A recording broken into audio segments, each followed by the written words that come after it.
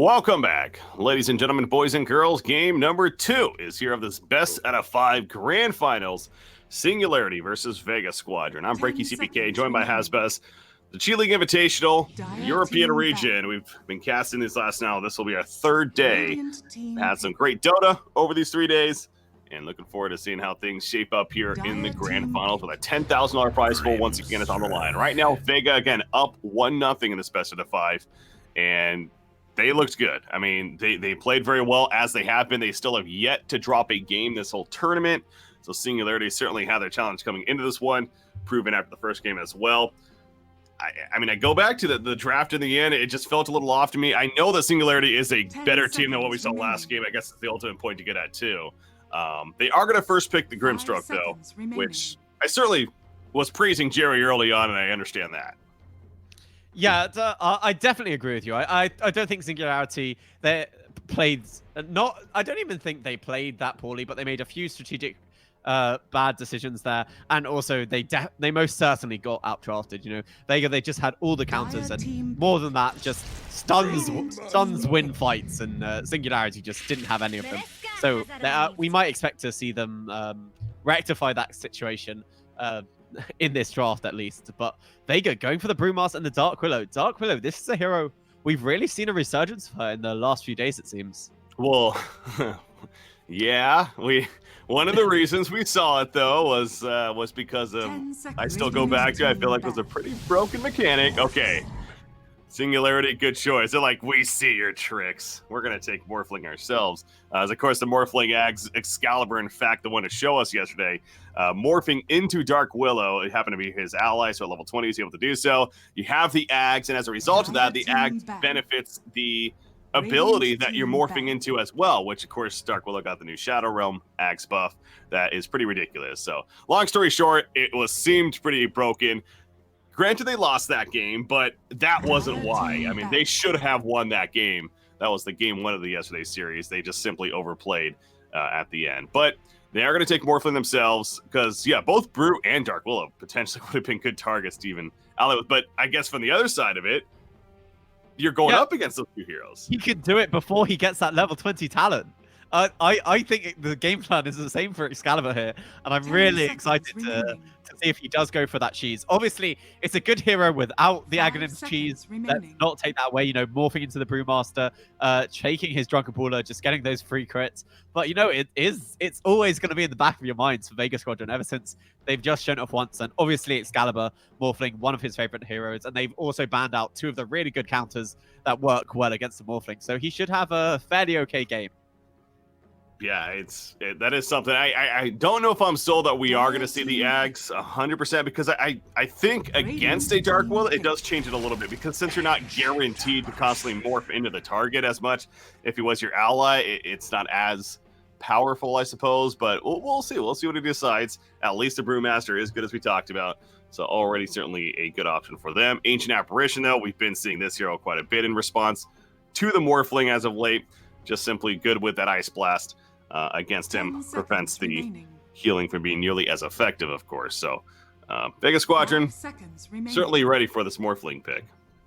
Yeah, one thing I do think they could do with is a single target disable for the Morphling, because obviously the Cursing Crown he'll be able to get to safety, probably make his way through the waveform, and Singularity. There we go. This is addressing the issue that they had in the last draft.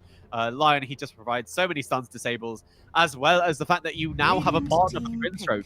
You can use you can also have the Adaptive Strike for the Morphling, the Finger of Death from the Lion, and it is certainly a lot of damage to combo with the Grimstroke. But insta response Vega picking up the Wraith King, and you know you might be able to burst him down once, but you've used your big ultimates by then.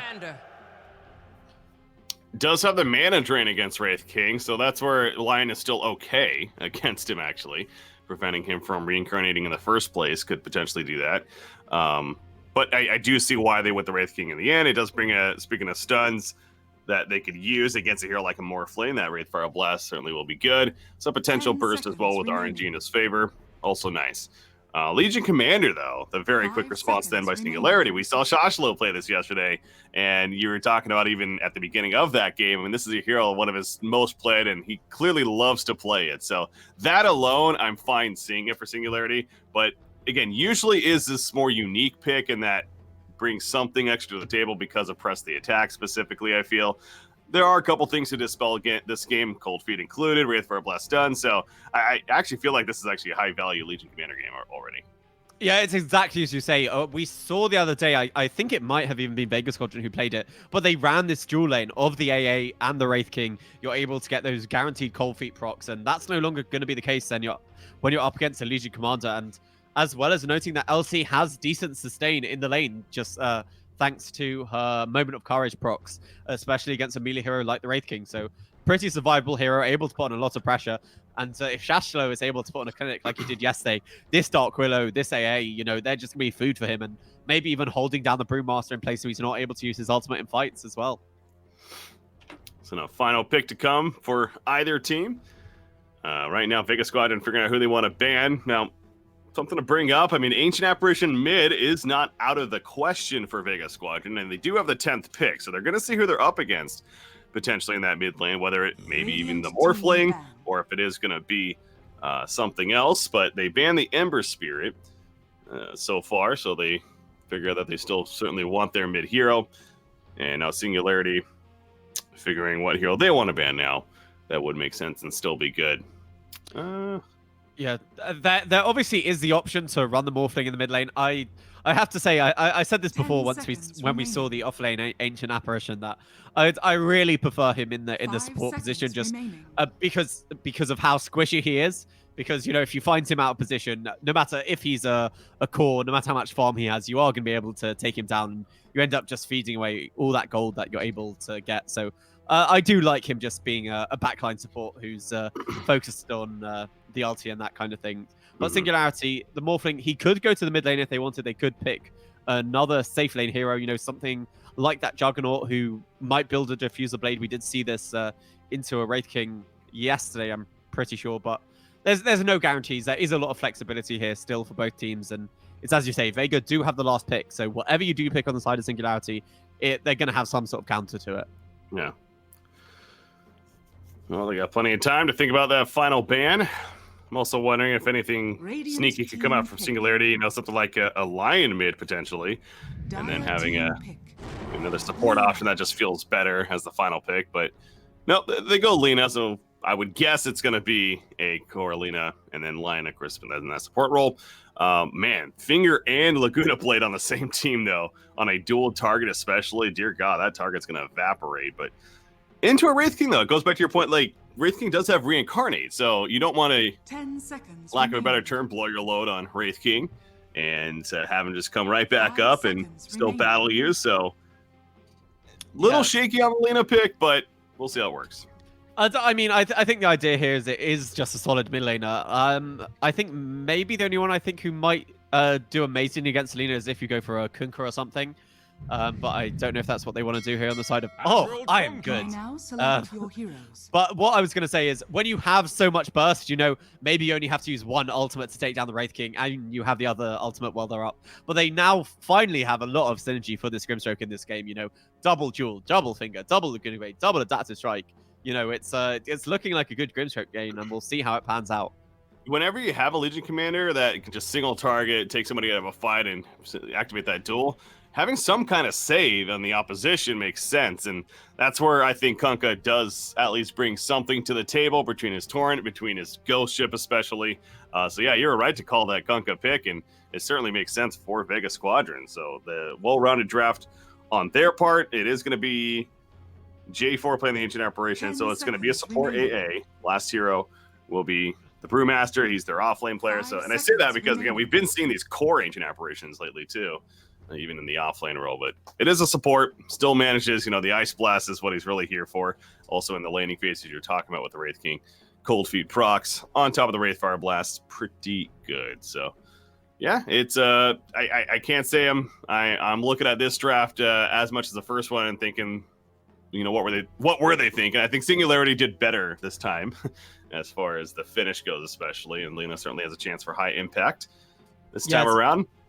Singularity, they most certainly, they're not all reliant on that push, you know. They don't have to get some massive advantage by the 25 minutes. And they have some way, even if the lanes don't go so well, they'll be able to recover. They have so much nice pick-off, you know. Shasho gets a duel and there's more than enough follow-up damage coming out from, you know, anyone. If he's paired up with anyone who, from the rest of his team, you know, they'll be able to take someone down. And so we're probably going to see some very good smokes from the side of Singularity. And you know, if they're able to find J4 by himself, find so bad by himself, just easy pickoffs allow you to stall out the game, allow Excalibur to get to that truly scary point of being a Morphling. So yeah. I like what Singularity are showing here, but I also think the side of Vega, you know, they have a very, very solid lineup.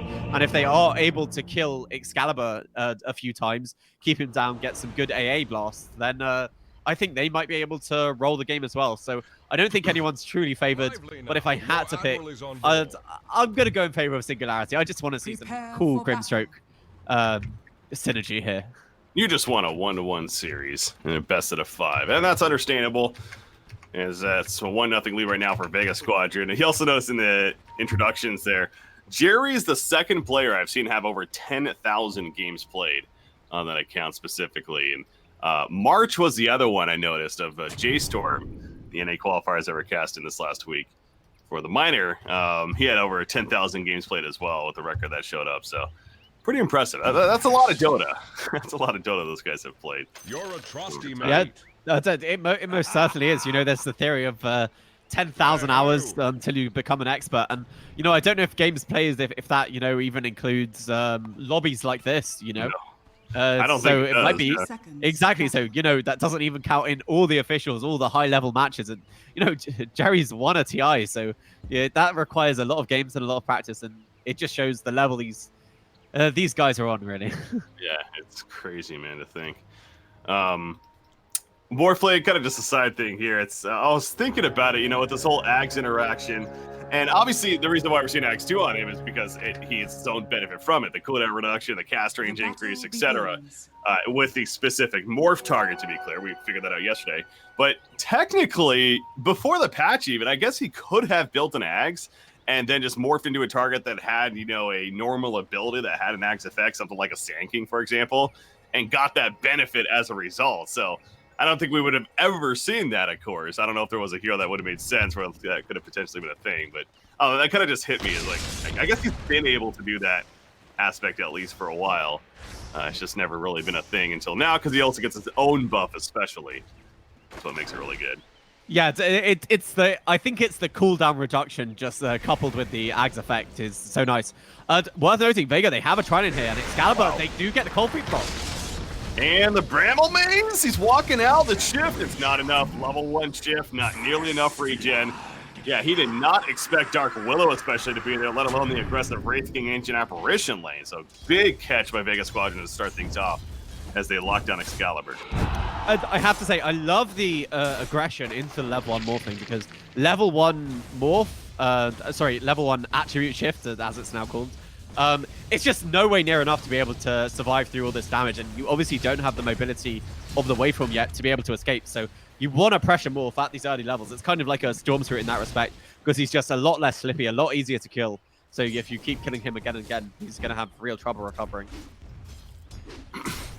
Yeah, I'm kind of wondering if Singularity should have tried to fight into this, if they should have played musical lanes here, because this really does seem like a brutal lane. I mean, Ancient Apparition with the Wraith King is one thing, but especially if they're going to try lane into this. But I guess they're just going to keep following, so perhaps Singularity's like, at least we're in our safe lane, we're going to make the best of it. Arguably, they should be sending their other support down here, because this is going to keep happening! The Cold Feet procs, and he's just dead. They have to do something. There's no way they just settle with this. Yeah, I think maybe they should just leave Shashlo in the one-on-one here. I don't know if Jerry on this Grimstroke is really adding that much to this lane. Obviously, you know, you do have the synergy of the Inkswell, but the Brewmaster here, he's just so tanky. It's going to be a while before you can kill him, so you might as well leave Shasho to his own devices. But you're exactly right. Musical lanes seem to be the number for Singularity, and Excalibur, he's come to the top lane. I don't know if I like it, though, because we are going to see the rotation, I'm sure, from Vega Squadron. And now you committed a TP to do this if you're Excalibur. And you're just going to have to deal with the same issue up top. I mean, right now, even with the Brewmaster at level 3, he's already taken some good pressure. up here. So and for now, it's okay for Singularity, but again, I would assume that Vega Squadron is going to make their rotation sooner than later. But Daklo, he has a press the attack. He can handle this a bit better. He also is level 3 himself, so yeah, he's not nearly as concerned about getting gone on for the time being, but that's not going to stop Vega Squadron from keeping aggressive for now with this trail lane. In fact, they go once again. The Bramble Maze hits perfectly, but with press the attack, yeah, this isn't the Morphling, guys. This is a much different target. Yeah, we said this is exactly the reason they wanted this Legion Commander against this AA Raid King. I wasn't thinking they'd run the full tri-lane, but it's good against all of them. So Jashlo, he does need a tiny bit more mana, actually. So if they do highlight the fact that he doesn't have the mana for the press the attack, they might actually be able to take him down. But yeah, obviously Legion Commander a lot more survival, and so hopefully things will go a bit better for Singularity now that Excalibur is the one up against Last Hero. I am shocked that Vega Squadron is not making the immediate reaction.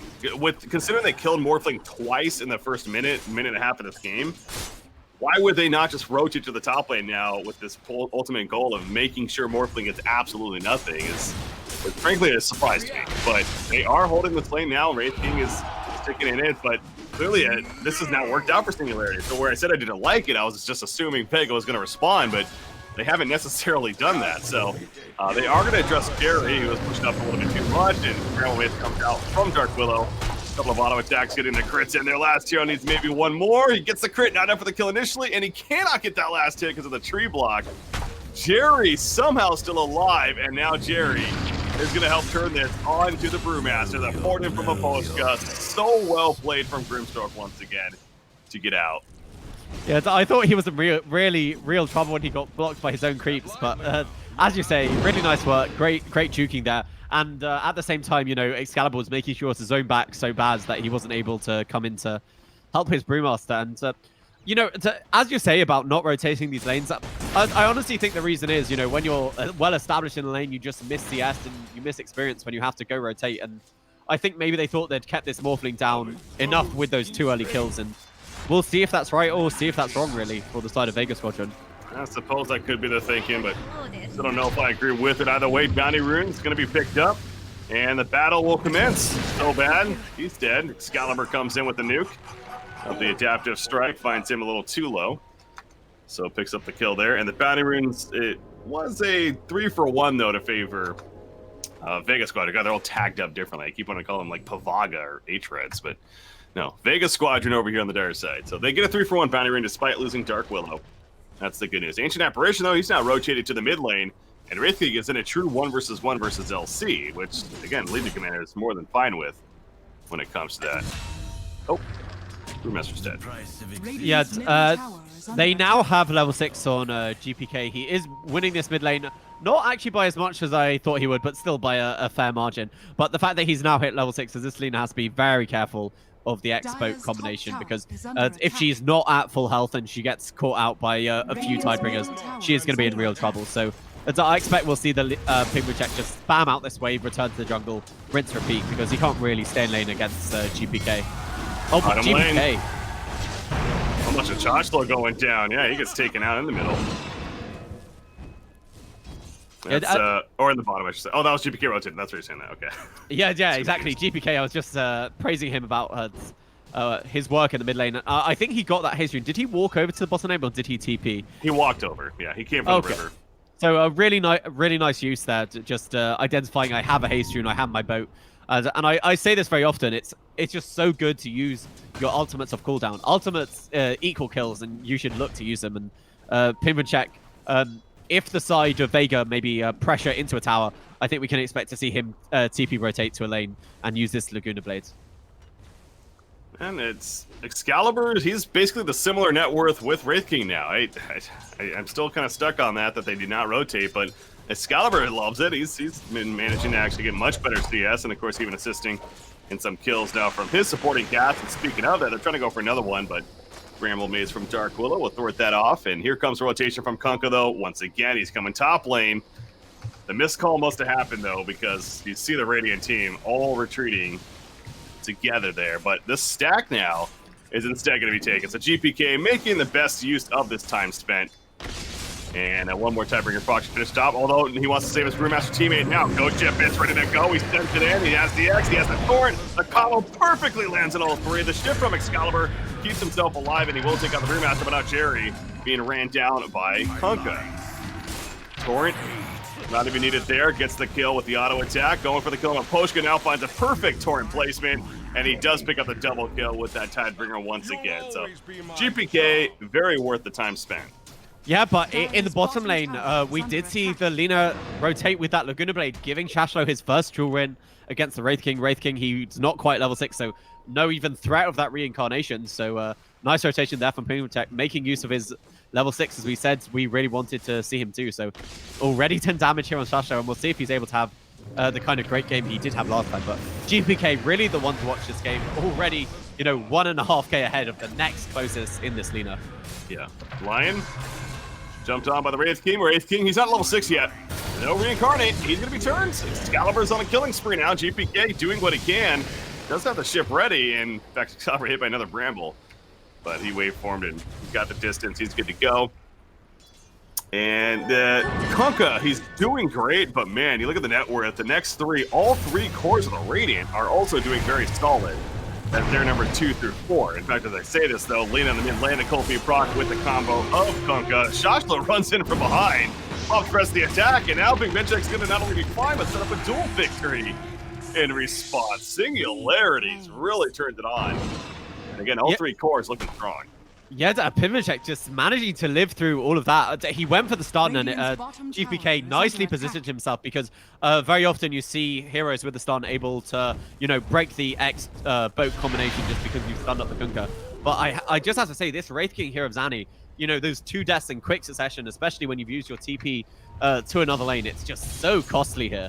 And, it's exactly as you say, maybe they should have rotated the lanes and pressured Excalibur even more, because you kill him twice and he's 1k ahead of you now. And Shashlo, 20 dual damage. We say it every time we see this Legion commander.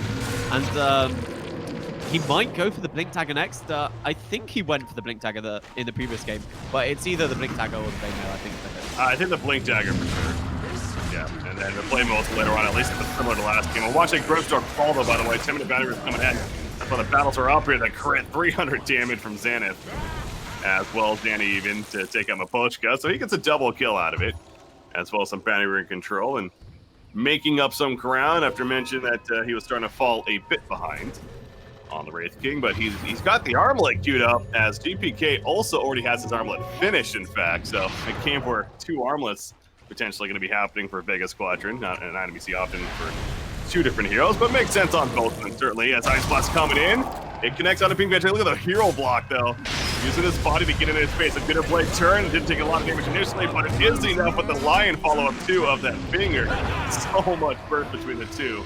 Big nukes. Press the attack on Mapochka. Get them out of the Bramble Maids. He throws the Hex up onto the Ancient Apparition, but that was the last stand there for him. He ends up going down. Excalibur brought down by the Primal Split of Brewmaster.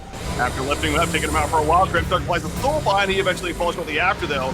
And another lift, this one catching LC. Can LC do something with this? The LS8 coming out. From Lina, though, they went too deep. It looks like the Tool Victor ran away the Dark Willow. And now Brewmaster turned in the other direction, realizing that this was a simple mistake. Double kill for Shachlo.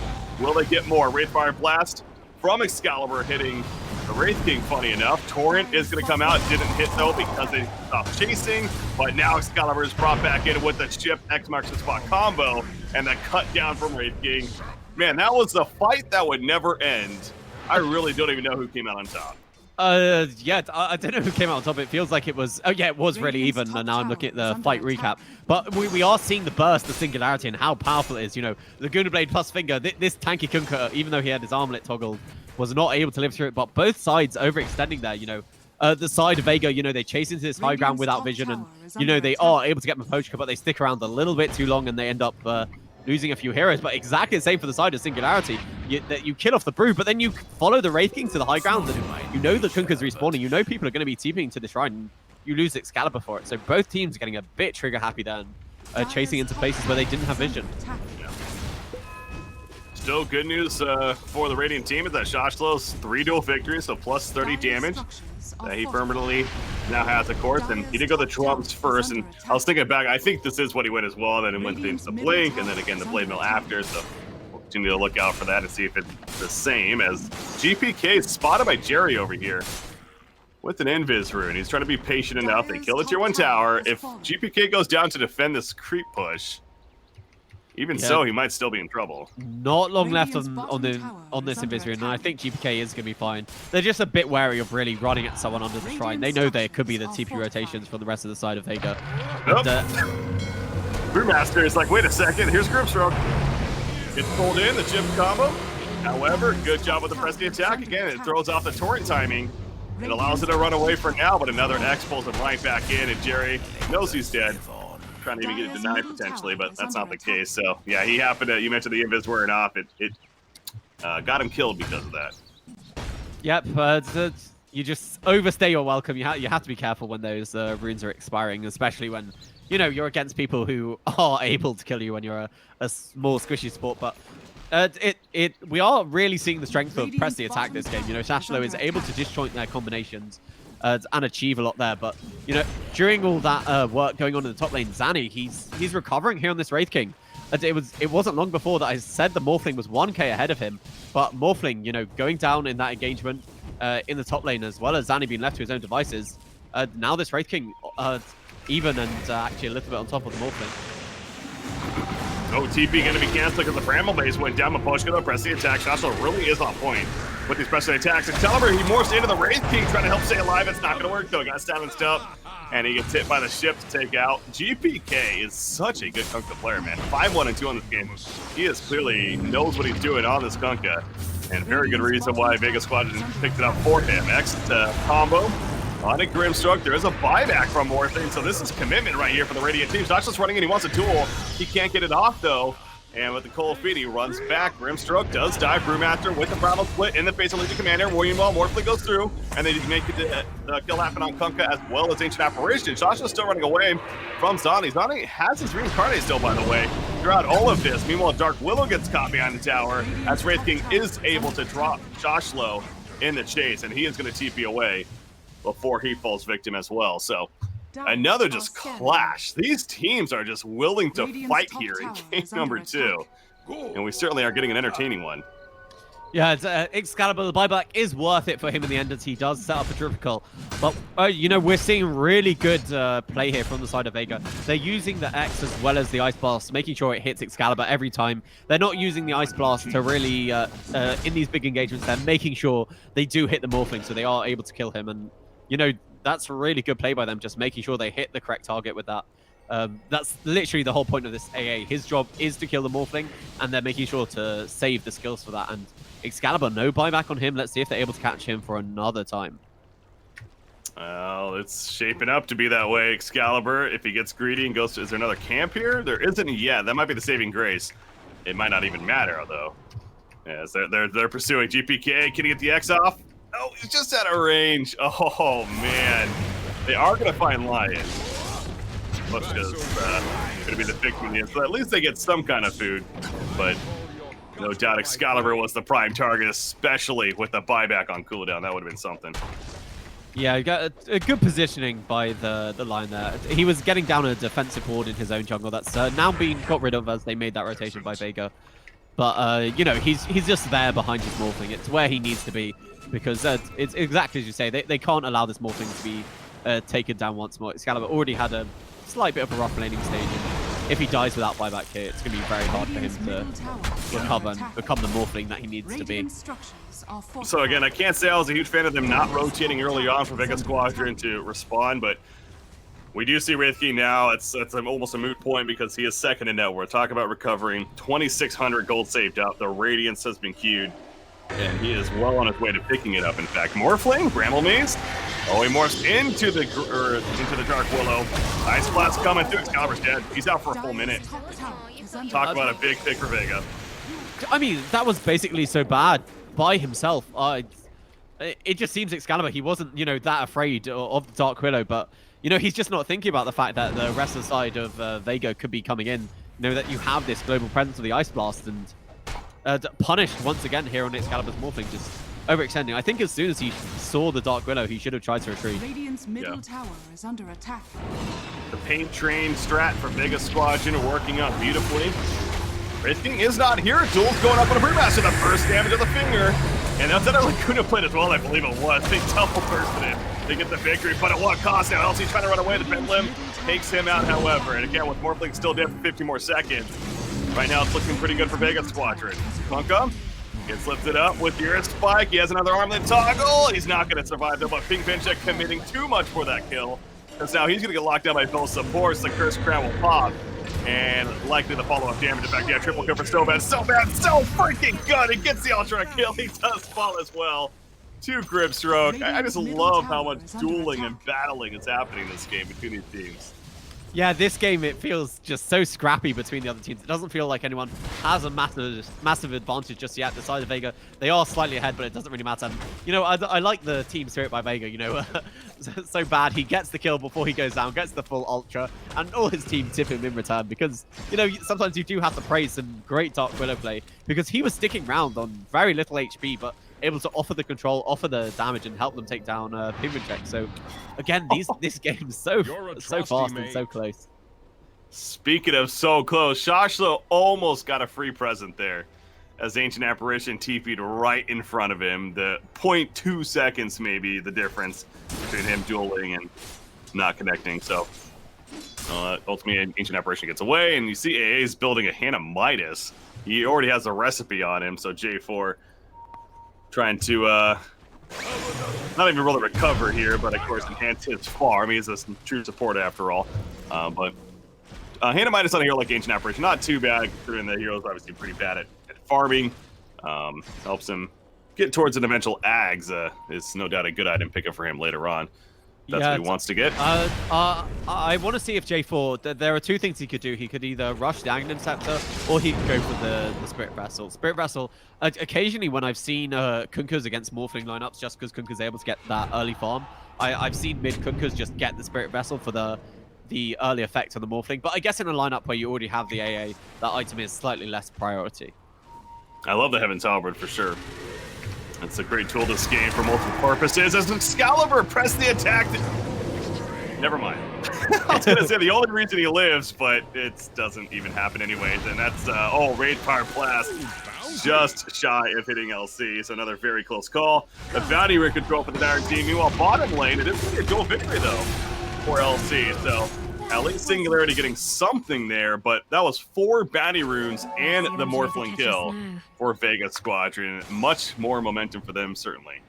Yeah, I don't really like criticizing people's play, but Excalibur, he really has to realize that they do have the ability to kill him whenever they find him on the map. It feels like he still thinks he's that invincible Morphling, but these AA blasts, they've been able to land every single time, as it looks like we're going to do Jerry here.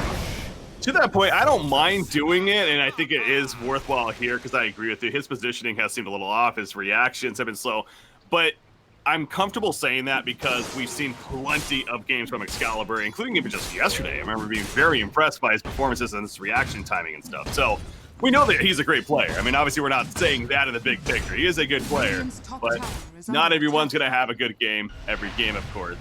And it's understandable that sometimes there's just games where you're not feeling it. And I certainly think that this is one of those. He is just having a struggle this time around. Yeah, he really is on the struggle bus. He still hasn't completed his Manta style yet. He's really fallen well behind in the CS. Pinwin, however, is keeping up, doing decent work. But the side of Vega, they're really online now. They have the Radiance on this Wraith King. They have all the zombies in the top lane. And I wouldn't be surprised if they just continue rounds taking tier 2 tower after tier 2 tower. And they can go for Roshan at any time they want just because they have the lifesteal on the Wraith King as well as the up down. I want to find out more about this So Bad player. He's continued to impress. He's playing a fantastic Dark Willow. He's going to find another kill for the team on Lena. And now there's 5 players that are grouped up and thinking about where they want to go. And maybe Roshan is the objective. Nope, they are going to instead head back towards the middle. So they're trying to decide. And they indeed go for the tier 2 mid tower. The Radiance, of course, online for Wraith King is talked about. And he's already well on his way to a Blink Dagger. And things are just connecting. I mean, 7,000 net worth lead just like that for Vega Squadron, and now they're likely even going to go back and... No, they're not going to be Roshan because the bottom lane needs to be pushed out as Kunkka TP's in. Shashlo's chilling here. He does have Blade Mail. Don't think he's going to catch anyone, though. Yeah, we have seen this before in Legion Commander games when, you know, LC, he's at the point he has his Blade Mail. If he's able to find someone who isn't tanky like the Kunkka or the Wraith King here, he'll be able to get a solo kill on mostly everyone else, so just lurking the trees, trying to set something up. But again, I think Excalibur's in real trouble. Wait for a blast dodge. Any fear? Yep. Gets hit by the fear. And he once again is going to die. It's really feeling like Vega Squadron, whether it was intended or not, they might have even baited this Morphling pick by going the Dark Willow Brewmaster. Because they do have a very good lineup for dealing with Morphling. Like, they could have baited it, figuring, you know, we have a game plan if he does. They went the Ancient Apparition, but even Wraith King to an extent, I mean, it's just the burst damage that he can do and having that single target stun. They're just running at him, and whether it's just lack of reaction or decision making or not, I do think it is overall a very good lineup against the Morphling. So that is another reason why he is having so little impact. Yeah, this Kunkka versus the Morphling, just whenever you're able to get that X, he relies on this waveform to be able to escape, and you put the X on him, you wait for him to waveform, and then you're like, hello again, Morphling, we've been waiting for your return. And that's the last of the tier 2 towers taken here for the side of Vega. This map, it's getting smaller and smaller for the side of Singularity, and eventually it's going to come round to high ground defense. Excalibur is going to take a stun way back here, as he's the only one defending currently. The RTP's coming in. Radiant team realizing that their tier 3 is being beat on. They can't just give this up. 24 minutes into the game, there is no Aegis. Of course, they do have Reincarnate on Wraith King, though. And that's going to at least be the tower kill. Yeah, Vega Squadron, why would they stop? Exactly, the side of Singularity, I don't really know if they're going to be able to turn this. They have to get a very nice usage of the Soulbind here. But they're thinking about popping this round, but they've taken this melee barracks and they're just going to back off. Yeah, Zani goes down with the Reincarnate, but he was doing an armlet toggle right there and got hit by the Stroke of Fate. 2-minute cooldown activated, but they're just retreating anyways. They're happy with what they got, as they should be. They got the melee racks, they got the tier 3 tower. And Joshua trying to chase to catch somebody. They might catch Brewmaster even. He's 1 second before he comes back together. He's going to put a juke, the fear. It helps out. Joshua feared the other way. Tarquil, what else is there to say other than just so bad is he needs to change his name, for Christ's sake. Yeah, he was looking amazing on the Spirit Break yesterday. He's looked really good on this Dark Willow. Just especially that Terrorize in the trees, you know, just knowing exactly where Morphling's waveform to, and he also set up for that kill on the Morphling bottom. So a great Dark Widow player, a great player all around. And the side of Vega, they've taken tier 3 towers, they've taken their first lane of racks. So I think they go Aegis, and then they can probably look to finish the game. I also want to say I love the item build here by GPK. He's just gone for raw tank ability, the armlet, the BKB, as well as he's going to have this full-blown heart as soon as the courier delivers it to him. And, you know, Singularity, we said they have a lot of burst damage. I don't know if they're going to have enough for this Kunkka, to be honest. I don't think so. 3,600 life, and that's just the health pool amongst everything else. But that means he didn't go the Heaven's Halberd, though, and I do still think Heaven's Halberd is a great item to have in here. Like, see, for example, could be a Lincoln's Popper against Morphling, who isn't going it, but potentially, and then Lena, even on her in these fights, not necessarily a bad option. So, he might still go back for it, and I would like to see it still. But yeah, having the fact he's able to just have the luxury of going a heart instead, it really is something. And Wraith King is AC finish. Talk about timing right here. Wraith King also, by the way, has even surpassed the Kunkka now in the net worth. Both him and Kunkka, fantastic when it comes to their farm. Lena's trying her best to keep up there, but she can only do so much, of course, as she is building an ag. So that burst damage certainly will still continue to be there for this Radiant side. But here comes the Roshan. This will be the first one, and likely an easy one for Vega. Yeah, they take this so fast, especially with the help of the life steal. Needs none of them are to get low. The cold feet, Roshan, he's not moving about. And JPK, you say he's so tanky now. Wait until he has that 25 strength talent as well as the armlet activated. I think he'll have something, you know, pretty close to 4.5k HP. And at that point, I just don't know if you can kill this man at all. Oh yeah, it's going to at least be 4,500. You're right. So we'll see when he gets level 20, and I'm sure he gets that over the Tornado. We, of course, but we usually see, in fact, the strength that is. Pipe on Brewmaster, another item that's certainly helping the cause of Vega Squadron. Plenty of mitigation. We talked about the burst damage that they have. That'll help at least mitigate a lot of it. And Wraith King with the Assault Cuirass is pushing in. So there's split push happening in both bottom and top lane, but Lena and Legion Commander both TP back, but by the time they do, the tier 3 is already dead. There's a Soulbind though. Here we go with the burst, the double hex, the double nuke with a finger, and the double Lacuna Flight coming on, the double killed everything. It's double Dragon's up in here. However, the fear onto Lil C now, and the turn is real. Wraith King reincarnating, the Brewmaster Primal split, and Vega Squadron is too powerful, it looks like. Excalibur's dead for 50. That initiation, frankly, could not have been better for Singularity. That seemed like that was a prime initiation, but it really didn't matter. I suppose one of the targets was Wraith King, and that's one of the benefits of having this hero. They blow everything on him initially, and he's like, all right, second life, let's go. Yeah, it's also, last hero managed to live through that. I'm pretty sure it was because he got Glimmer Caped, so the magic damage wasn't just quite enough, and gets off his Brew Split in the end. Because if they had been able to take down the Brew as well as take the Wraith King's first light, the fight might have gone a bit better for them, but just not quite enough to be able to kill off the Brewmaster. But we finally saw the absolute wombo combo. Double Jewel, double Finger, double Laguna, double everything. And it's just not enough for the side of Singularity. They're so far behind them. The side of Vega, they're so tanky at this stage of the game. Wraith King killing the tier 3 tower. His reincarnate back up, having level 3 but only a 40-second cooldown now, so absolutely ridiculous. This is likely going to be it. Singularity going to do what they can to hold, but obviously they're still waiting on cooldowns now. They do have a duel. They are going to take out the Wraith King, so there's the reincarnate. And they're following it up with a Soulbind, so now they are ready to do some damage. The double duel coming out, the Blade Mail, will it be enough? Wraith King getting low. Yes, it is for one victory. It is not going to be a second victory, or maybe it was. Either way, Josh Lowe, that's more like it for Singularity. Reincarnate from GPK though with the or the Aegis even, and he will just TP out with BKB to safety. So Singularity does fight strong finally. They reset the reincarnation. That's more like it. I have something to point out to you that I don't know if you've noticed. Have you seen Jerry's item build here? No, probably. It's... Oh my You're god, gonna he like it. Yes. Wow. Okay, so what did he use it on there?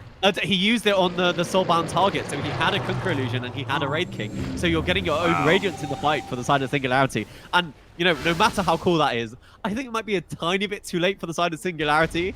But shout out to Jerry for showing me a new Agnes upgrade in pro play. That's something great to see there. And yeah, I'm just loving these. The side of Singularity, they really seem to be enjoying this new patch and having fun with it. Even if they're not winning this game here, they're at least trying some new things, and that's always great to see. It really is more than just kind of showing off and having fun. It honestly is a very good... We talked about that. I truly think this is one of the newer ags that stands out to me as we could likely see it have high impact. The Dark Portrait that now he has as a result. I'm going to clarify what it does. It creates the illusions. It's 150% illusion damage that they deal. They do take 200%, of course, themselves, but you're right with the Soulbind. I honestly, I don't know how I didn't even think about that, but yeah, the Soulbind coming out, especially if it's on 2 cores, you get double cores yourself. That's pretty ridiculous. So I'm not going to sit here and say, oh my god, they're all of a sudden back in this game. They only have 1 range racks left between them and Mega Creeps right now, but certainly that's at least going to give them a fighting chance and have some hope to maybe somehow come back in this game. You do have LC as well, who has 94 damage as a result of these dual victories that we've been seeing from Josh Lowe. So they have that scaling working for them. And then Morphling trying to finish a BKB, almost there. In fact, should have it by the time this next fight breaks out, as Vega Squadron is pushing into the top lane. So we'll see if they try to go for the finish of the Mega Creeps or if they maybe wait for another Roshan, but we might fight beforehand. In the area. There's a Soulbind initiation once again. They're jumping in there, double duel, and everything gonna be used on it. And they get the kills quickly. Brewmaster's out, still Wraith King with the reincarnate now. Tani popping back up, taking the Wraith Fire Blast. And Spell trying to run away, getting a Glimmer Cave, though it looks like. Bramale's put down, causing some chaos. Excalibur still in high pursuit, though. Double kill as a result there, and taking out Wraith King. Double buyback, though, from Vega Squadron, and now they turn for the victory onto Morphling. Naposhka, the death even on the Miposhka running away, locked down by the Primal Split, and he likely is picked off too. As to the left side, they're going to kill Shashlo, so all the buybacks proven to be very efficient for Vega Squadron. They knew that all these cooldowns were used initially by Singularity, and now they fight much better into their lineup, especially with that net worth lead. So you see the Dark Portrait there of the Wraith King. Going to just run back the creep wave. Smart play from Grimstroke. So they're still holding somewhat, but now here comes the final push. Yeah, it was a really nice initiation and a nice start to the fight for the side of Singularity. But we're just seeing the net worth advantage for the side of Vega Squadron, especially in the buyback tier. I'm looking at the buyback to Excalibur. He does have his, but he just doesn't have the money for it. But Pimacek, nice kill there on the dog solo. Soulbind once again put out the Dark Portrait. Spawns the illusions, both Kunkka and Wraith King, the prime targets. Wraith King getting low, and Wraith King is killed, but again, reincarnate. Bring it right back up. I mean, you see these illusions, they are doing some good damage. With the BKB TP out, and they have Mega Creep. So Vega Squadron now is just gonna cool off a little bit. All right, let the creeps do their thing, knowing that they're certainly gonna do plenty of damage now. Yeah, I mean, Wraith King, he doesn't have buyback. They don't have buyback on the Brewmaster. So, it's a bit crazy to say that, for the side of Singularity, they can win this. But they might be able to deal with the Mega Creeps for a little bit if they're able to get a massive fight, able to kill this Wraith King twice in succession. Maybe they can go down mid, but I'm not quite sure they actually have the wave clear. Obviously, the Lina can deal with the waves, but Morphling, he still doesn't have any sort of item that will help him deal with these. And he is going for the Aghanim Scepter again here on Excalibur. It looks like this is his new Morphling build. Yeah, maybe. Yeah. I can see it in certain matchups, especially like we know about the Dark Willow. It certainly is something to think about as even a core item on the hero. To me, though, this screams once again we need tools that are going to help us just win this game. With where we're at, they're behind. They're dealing with Mega Creeps. They need that, the big play potential, morphing into the Dark Willow in the fight, and then being able to just spam that Shadow Realm as we saw yesterday. And they do tons of damage. Perhaps win a fight. They are on the buyback cooldown. They win the fight. They can then push back. Who knows? We've seen crazier stuff before. So I certainly see why he is choosing to go for it, whether or not it was intended from the beginning, at least in this game.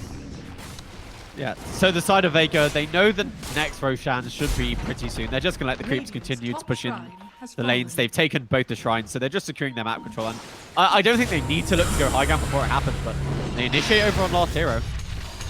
J4 also dealing with the Lina, but the BKB getting popped as the Ice Blast comes down. Speaking of Poshka, gets pulled back in with the Ghost Shift over here. The Shashlo jump with the duel is not enough damage on the last hero, so there's really like 3 different fights happening. Wraith King backed in to the left. He still has Reincarnate, worst case, dealing with that Dark Portrait of himself, and it actually is going to kill him, so Grimstroke making certainly great use of this axe. However, now he's lifted, and Grimstroke in a very dire spot. They are going to hex them up. And likely follow up for the kill. That is a scythe, by the way, on Kunkka. That's how he got hexed right there. So a triple kill for GPK. Dieback onto Grimstroke. Lina does buy back herself. But Vega Squadron slowly pushing in and once again relying on the creeps to just do their job as they push as well. The side of Singularity, they weren't happy being confined to their base. They wanted to look for a fight. That's what they were taking. Wraith King, he doesn't have reincarnation for a few seconds. But they're not enough. Almost. And now he has it anyways, and there we go. GG is going to be called. Vega Squadron, they're up 2-0 now. Again, it is a best of 5. This is the grand finals. So still games left, but Singularity certainly in a hole early on in this series. 2-0 lead for Vega Squadron. What an impressive game for them, and very entertaining. This is a game that just had plenty of action early on and just did not stop throughout. So we got to see some fun stuff as well, the Grimstroke Gags, and I still think, again, even potentially a core item in some cases down the line too. But Vega, the better team in game 2, and that's why they have the 2-0 lead. Yeah, well, we saw the work of the Grimstroke Ags, which was really fun to see. I think he even took the Wraith King's first life absolutely solo here on the Grimstroke, but I think they just lost Excalibur a few too many times. The fact that Vega Squadron were able to gank him consecutively, you can see he has the highest number of deaths on his team, and that's never where you want to be in a one-position morphling. And it just resulted in the fact that Excalibur wasn't able to carry his team. We saw Singularity. They did have this really nice team fight in that defense in the bottom racks, but by the time that had started happening, they'd already lost 2 lane of racks, and it was a bit too late. So the side of Vega, really identifying what they needed to do, and what that was shut down the morphling, and they more than accomplished that. Mm-hmm. Shout out to the Vega Squadron Twitch account in chat as well. I've been glancing over doing a history lesson in chat, and it's kind of been also giving us some player profiles, specifically talking about So Bad and how he's a Belarusian player apparently. Played in Brestamons with Palantimos, a player that's definitely a familiar name, and he also happened to play with Last Hero in that lineup. So more recently joining the team, he's always been on the top 100 player or so on the MMR list. So a little more insight onto So Bad right there. And also one more thing, GPK, Zani, and So Bad have been playing together since March. Last Hero and J4 joined this roster just even several days ago before this event. So man, I mean, it's sometimes players just kind of connect together with new rosters, and that clearly is one of these cases where apparently it's only not even a week-old roster as far as a full team goes, and they look like a roster that's been a while or been together for a while throughout the season, as they still have yet to drop a game in this tournament. Will that remain the case, or can Singularity at least keep things alive and force the series to move on? Well, we're going to be finding out as I'm Breaky CPK, joined by Hasbaz, the Chi League Invitational European region. Game 3 coming up next.